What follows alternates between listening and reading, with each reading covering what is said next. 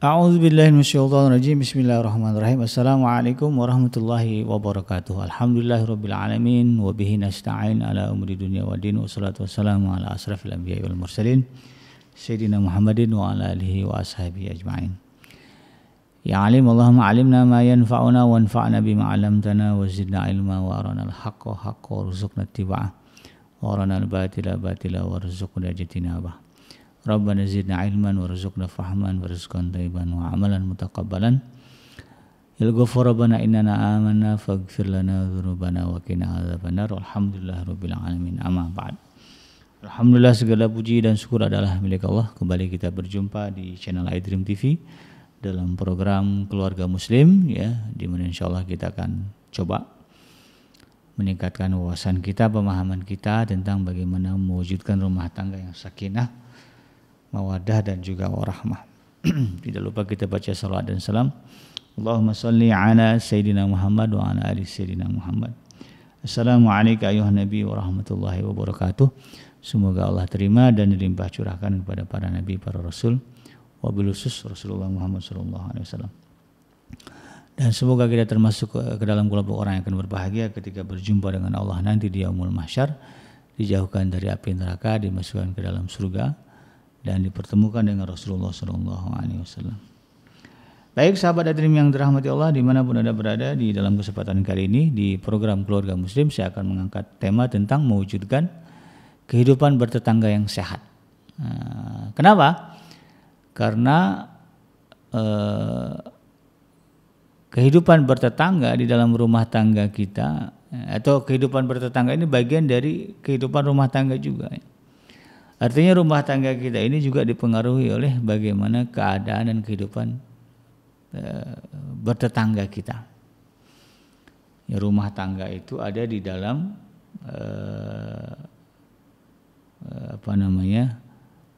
komplek ketetanggaan, ya, gitu ya.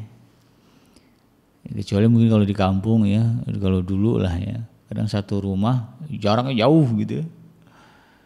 Ya, satu rumah 1 hektar tanahnya, ini ke tetangga kan jauh. Tapi kalau prinsipnya kalau di perkotaan terutama itu udah umum, ya. Rumah itu ya berderet, berjejer, sehingga ya banyak ya tetangga kita. Nah, seringkali ya kehidupan rumah tangga kita juga dipengaruhi oleh kehidupan tetangga-tetangga kita. Kadang-kadang ya kehidupan tetangga kita bisa menjadi sumber konflik ya di dalam rumah tangga kita. Ini dapat tetangga yang nggak bersahabat begitu ya, yang akhlaknya buruk, wah itu tuh luar biasa ya, ujian besar ya, bagi kita itu kan. Kalau dapat tetangga baik, alhamdulillah ya.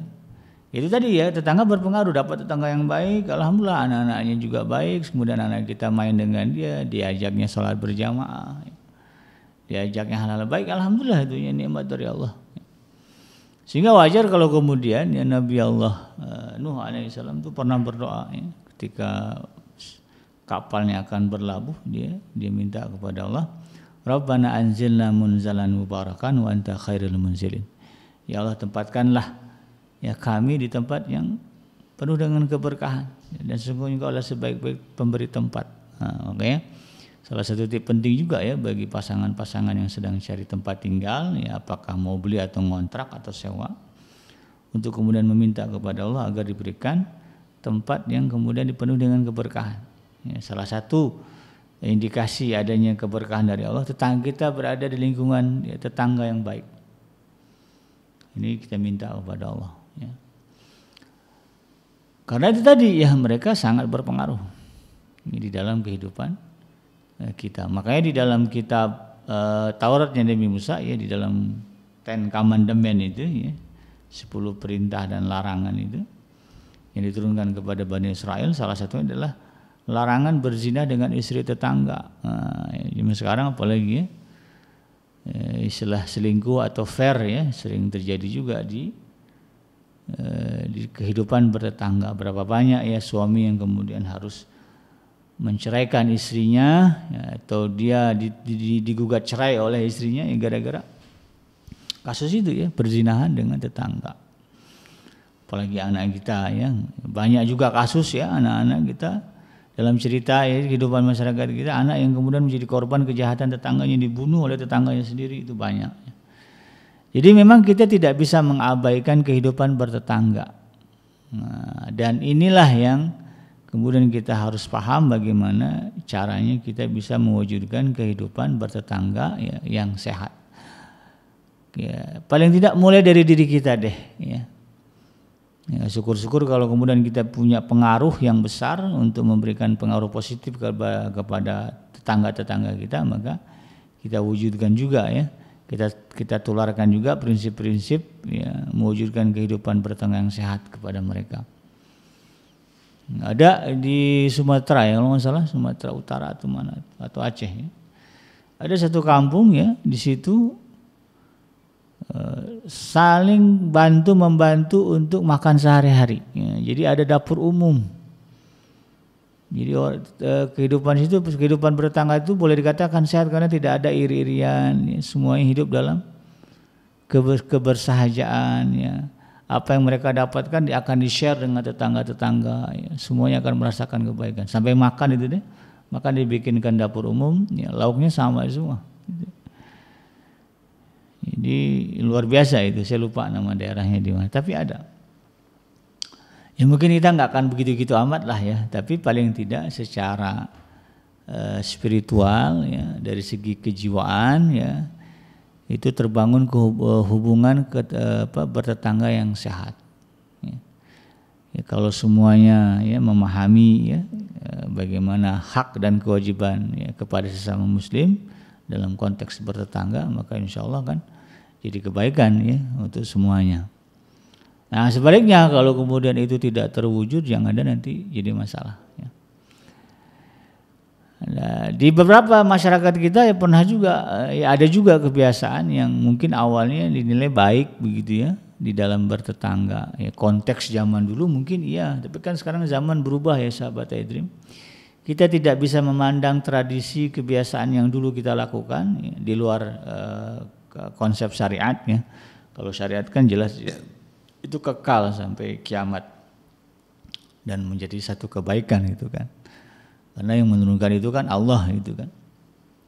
Tapi di luar itu tradisi-tradisi kebiasaan-kebiasaan yang datang ya, dari kita, yang kita wujudkan, kita bentuk sendiri, lalu kemudian di dalamnya kita tidak mempertimbangkan aturan syariat, ini bahaya yang kadang-kadang bisa.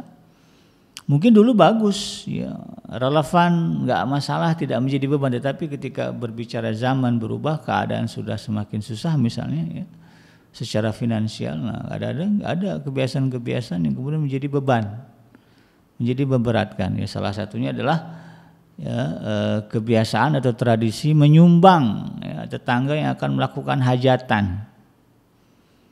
Ini di kampung-kampung ini masih ada yang begitu dan bahkan menular juga ya ke tempat-tempat yang lain. Tetapi ada daerah-daerah di Indonesia di tempat kita, di negara kita yang punya tradisi itu ya, kalau ada tetangganya yang mau hajatan ya, mau mungkin nikahin anak atau nyunatin anaknya gitu kan. Itu mereka akan kumpul ya, lalu kemudian memberikan sumbangan. Yang terbaru saya lihat di YouTube itu ya, dapat di Facebook ya, itu dicatat. Si A nyumbang sekian, si B nyumbang sekian. Nanti yang tuan rumah tahu listnya itu ya. Itu ada yang terbaru katanya sampai dapat 1 miliar mau nikahin anak, tetangganya kumpul, kemudian tetangganya nyumbang. Ya. Sampai terkumpul 1 miliar. Ya. Dan ternyata bukan membuat bahagia itu. Bukan membuat bahagia si yang punya hajatnya. Malah geleng-geleng dia. Kenapa? Karena ternyata tradisinya ya, kalau nanti tetangga dia akan mengeluarkan uang yang sudah diberikan itu, sejumlah itu kepada mereka yang memberikan. Kalau si A ngasih ke diri dia 100 juta, maka dia harus memberikannya lagi kalau si A itu mau ada hajatan 100 juta. Jadi udah kebayang bebannya ya. Mendapatkan uang sumbangan 1 miliar dari tetangga sama aja dengan harus mengeluarkan uang 1 miliar juga kepada tetangga-tetangganya selama hidup dia di situ gitu ya. Jadi beban. Ya. Jadi yang pada awalnya bagus ya, Tetapi kemudian sekarang zaman kondisinya sudah berubah ya, tidak seindah, tidak semudah duduk begitu ya. Maka kemudian tradisi-tradisi ini banyak dirasakan menjadi beban bagi masyarakat. Ada orang yang kemudian harus pusing, stres, hilang kebahagiaan dan keceriaan karena memikirkan itu tadi ya, budget anggaran untuk nyumbang. Ya. Ya, ada yang untuk 1 bulan itu ya, karena di zaman sekarang ya orang ya senang kalau hajatan tuh nggak mau biasa gitu kan, harus ngundang ini ngundang itu, apalagi kalau udah musim ya, ada musimnya ya, kalau bulan haji itu musim orang nikah ya. Nanti ada lagi musim khitanan ya, musim sunatan gitu kan. Belum lagi nanti kalau ada yang mati, ada yang sakit gitu kan, ada juga kebijakan kalau ada yang sakit disumbang gitu ya. Ada yang ini disumbang ya. Sehingga kemudian untuk sumbangan aja ada yang sampai sebulan itu bisa 2 juta, 3 juta, padahal gajinya cuma 5 juta, bayangin aja. Dan ini kemudian sering membuat ya, kehidupan rumah tangga dalam sebuah keluarga menjadi beban, ya, menjadi beban. Walaupun pada dasarnya sahabat Adrim yang dirahmati Allah, ya, bagi seorang Muslim apa yang mereka keluarkan, ya, apa yang mereka keluarkan sebagai sedekah atau sebagai infak fi sabilillah itu Allah akan ganti. Ya, gantinya bukan cuma 1 ya, tapi 10 kali. Ya.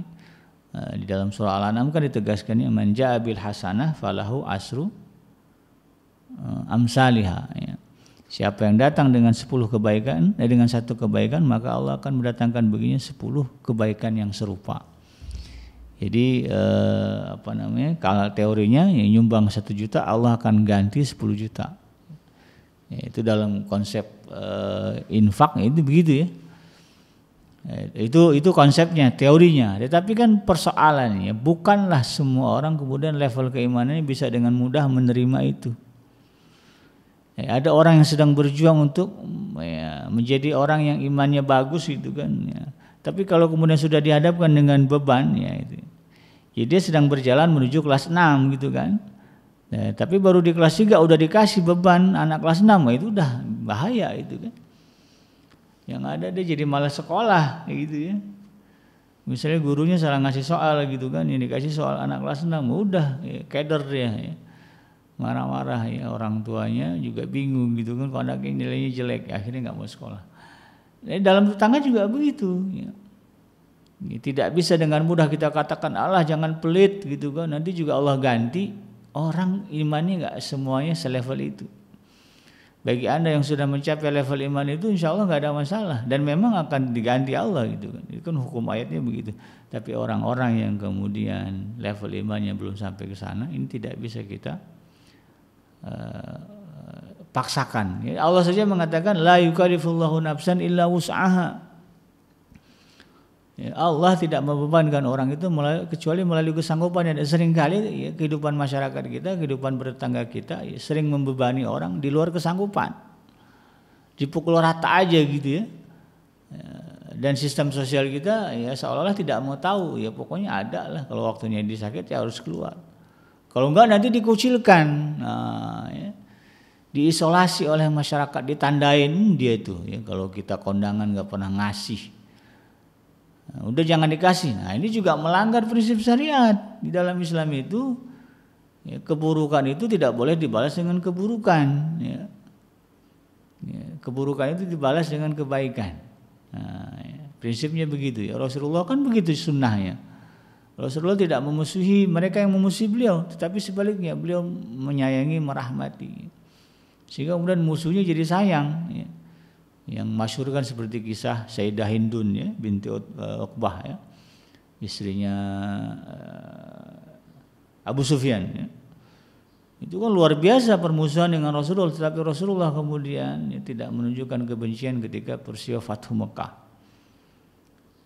Dan itu kemudian membuat Sayyidah Hindun menjadi berbalik ya, menjadi sayang ya, dengan Rasulullah, dan Rasulullah kemudian ya, menerima syahadatnya. Jadi ini ya harus kita pahami juga gitu kan, walaupun berbicara itu tadi ya, kehidupan bertetangga kita. Ketika tetangga kita begitu kan susah, kemudian kita berikan beban kepada dia, ya beban yang tidak sesuai dengan kemampuannya, ini kan menjadi masalah. Maka kita ya dalam hal ini sebagai tetangga, kalau ada kebiasaan-kebiasaan yang sifatnya membebankan, memberatkan, ya ini harus kita dudukkan bersama, ya musyawarahkan bersama untuk kemudian carikan solusi gitu kan. Nah, jadi harus fair gitu kan. Ya Allah saja kemudian tidak membebani orang kecuali sesuai dengan kesanggupannya. Ya, maka kita sebagai manusia juga harus mikir gitu kan. Nggak boleh kemudian main pukul rata aja. Ya. Ya, pokoknya semuanya harus begini begitu. Dan kalau ada kejahatan itu tadi ya, kalau ada tetangga kita yang kemudian tidak dalam satu momen dia tidak memberikan, yaitu tidak ya kasarnya nggak nyumbang ya jangan kemudian kita anggap dia musuh ya. Dan jangan kita balas dengan keburukan lagi, dengan hal yang serupa. Kamu nggak nyumbang, saya juga nggak nyumbang. Ya itu bukan prinsip seorang Muslim juga. Ya, orang Islam itu ya kepada siapapun yang dihadapkannya adalah kebaikan. Ya, itu kan. Dan itulah yang menyebabkan dia akan mendapatkan posisi ya yang tinggi ya ketika dia berada di akhirat gitu kan. Mendapatkan surganya Allah Subhanahu wa taala. Surga itu luar biasa ya kenikmatannya. Ya, amal ibadah kita itu kalau enggak dilipat gandakan oleh Allah Subhanahu wa taala, pahalanya tidak akan mungkin sebanding dengan surga yang Allah berikan. Itulah kenapa kemudian Allah melipat gandakan pahala ya, karena yang surga yang Allah berikan kepada kita mahal ya. Nah, itu. Nah, dalam hal ini sahabat Adrim yang dirahmati Allah, memang kita harus sadari juga ya, bertetangga ini juga bagian dari syariat ya, artinya itu ada ketetapan dari Allah Subhanahu wa taala bahwa tetangga ini juga punya hak ya, punya hak yang harus kita penuhi ya, sebagaimana Allah sebutkan di dalam surah surah An-Nisa ya, ayat yang ke 36 Allah menyebutkan a'udzubillahi minasyaitonirrajim wa'budullaha wa la tusyriku bihi syai'a. Ya, sembahlah Allah dan janganlah kalian kemudian mempersekutukan dia dengan sesuatu apapun. Jadi konsentrasi dengan iman, konsisten, jangan dicampurkan dengan kesyirikan ya. Lalu apalagi Allah perintahkan wabil walidaini ihsana, dan kepada kedua ibu bapak berbuat baiklah. Jadi sembah Allah, kemudian apalagi kalau Muslim itu berbuat baik kepada orang tua. Jadi levelnya orang tua ini tinggi ya di dalam syariat.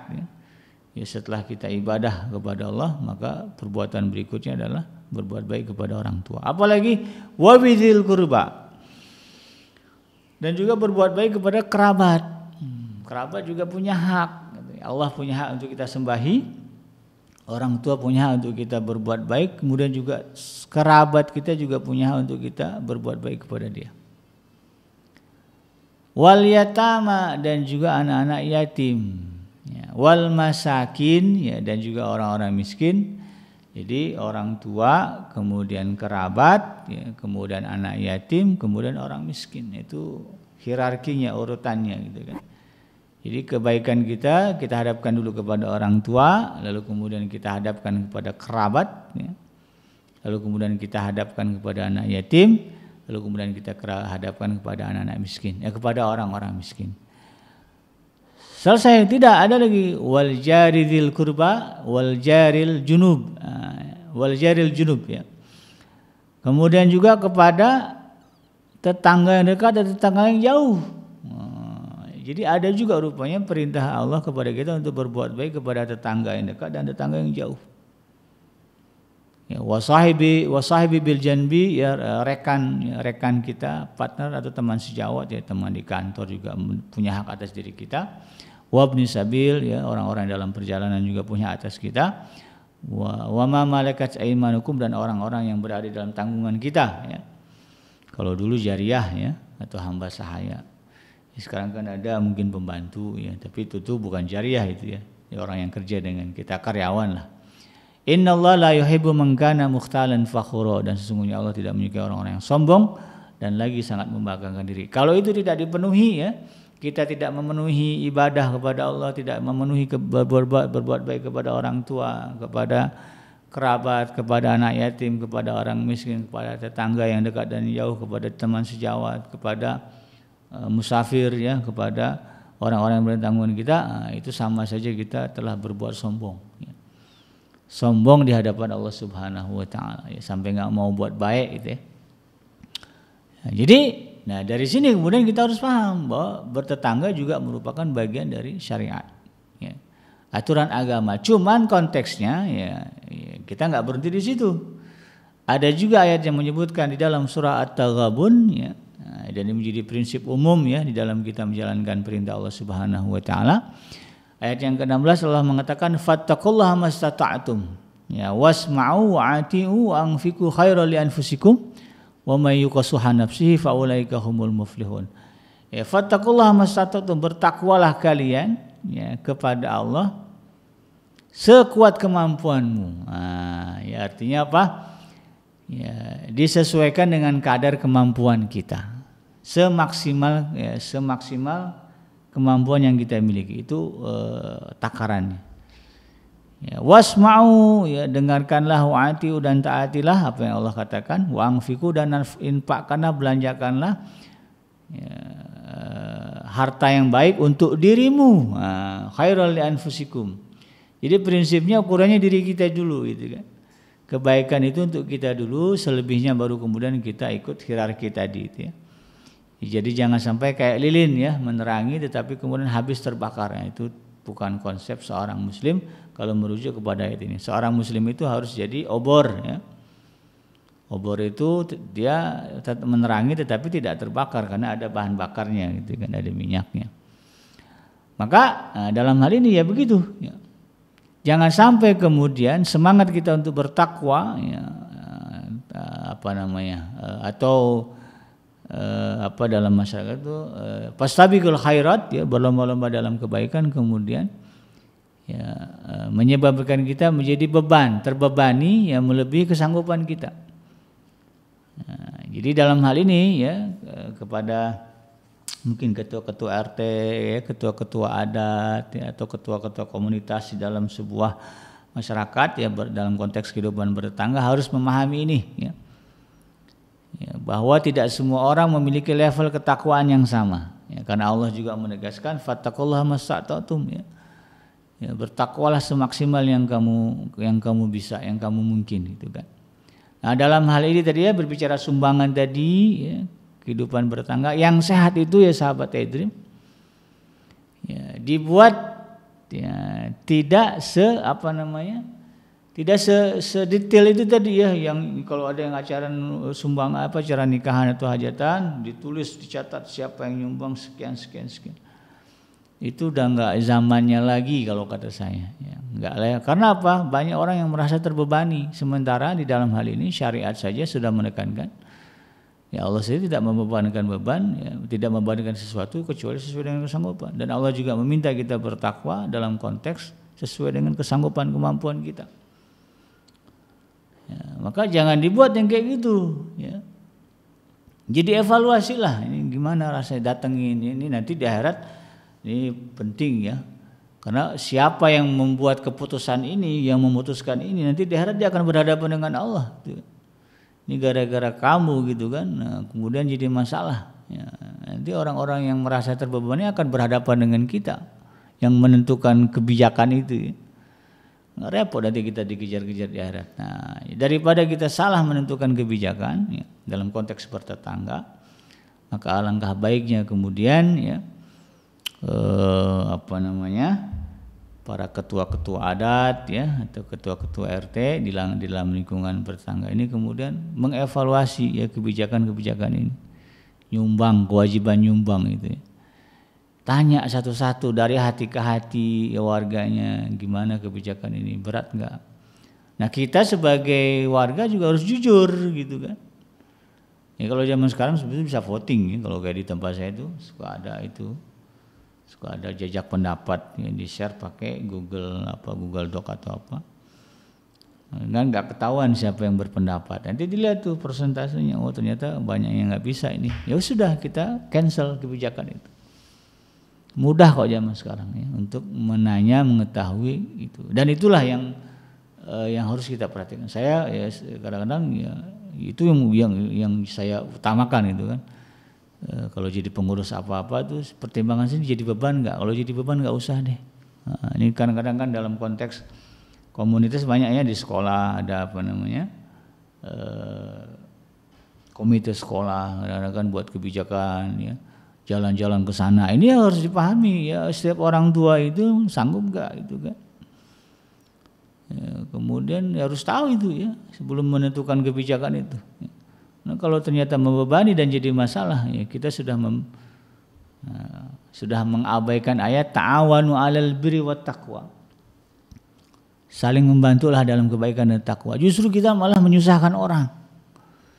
Islam adalah agama yang melarang kezaliman walaupun kecil dan sedikit ya. Salah satu bentuk kezaliman itu ya mengabaikan ketidakmampuan orang. Jadi tidak boleh kemudian kita memaksakan. Makanya kalau ada tradisi-tradisi begitu ya sudah ya, dievaluasi lalu kemudian dirubah caranya. Ya mungkin ya tetaplah dibuat ya peluang untuk sumbangan lalu kemudian tidak diwajibkan. Ya. Silakan yang menyumbang silakan ya. Dan nggak usah dipublikasi si A menyumbang sekian, nggak usah. Ya. Dan jangan kemudian berharap akan ada balasan yang sama. Sebaik-baik perbuatan baik itu adalah yang landasannya karena Allah. Jadi seorang muslim itu kalau dia nyumbang bukan mengharapkan kebaikan balasan dari orang yang disumbang, tetapi kebaikan dan balasan dari Allah. Nah, itu yang kenapa jadi beban, karena melenceng dari prinsip itu. Nyumbang karena pengen disumbang lagi. Nah, ujung-ujungnya jadi masalah. Jadi bagi seorang muslim kalau dia nyumbangnya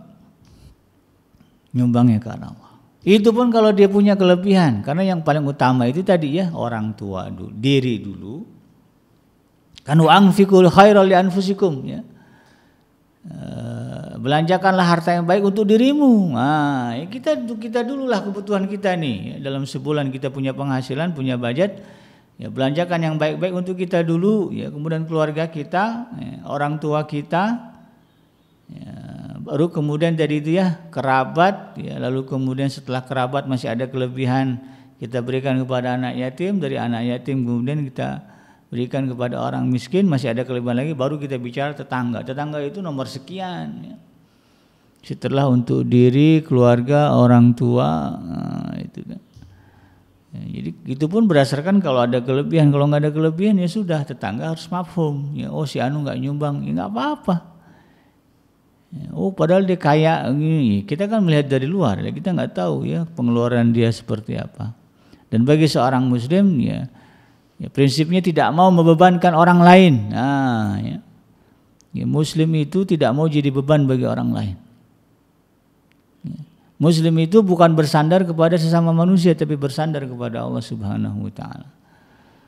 Ya, kalau masih berpikir, saya mau hajatan kalau nggak dibantu tetangga nggak bisa. Ini imannya nggak beres gitu kan. Kembalikan kepada Allah Subhanahu Wa Taala. Nah dalam hal ini ya tentu ya kalau berbicara kita, Anda sebagai individu ya di dalam rumah tangga yang menyikapi ini ya harus bijak ya. Yang pertama itu tadi ya musyawarah ya. Kita sebagai anggota masyarakat kalau ada apa-apa rasanya memberatkan ya sampaikan. Kalaupun ditolak dia apa ya urusan dia itu kan. Urusan yang punya kebijakan itu kan. Tapi kita sampaikan. Dan kita juga jangan memaksakan diri ya ketika kemudian ada acara gini harus nyumbang ya, kalau nggak ada ya bilang aja nggak ada. Atau gara-gara itu kemudian ya hajat kita aja tidak terpenuhi ya ada, padahal kita punya tanggungan anak, istri gitu kan. Yang harus kita utamakan, lalu kemudian datang sodor ya tuntutan harus nyumbang, nah ini kita sampaikan saja. Bulan ini saya nggak ada budget lebih ya. Ya nggak apa-apa, nanti dimusuhin.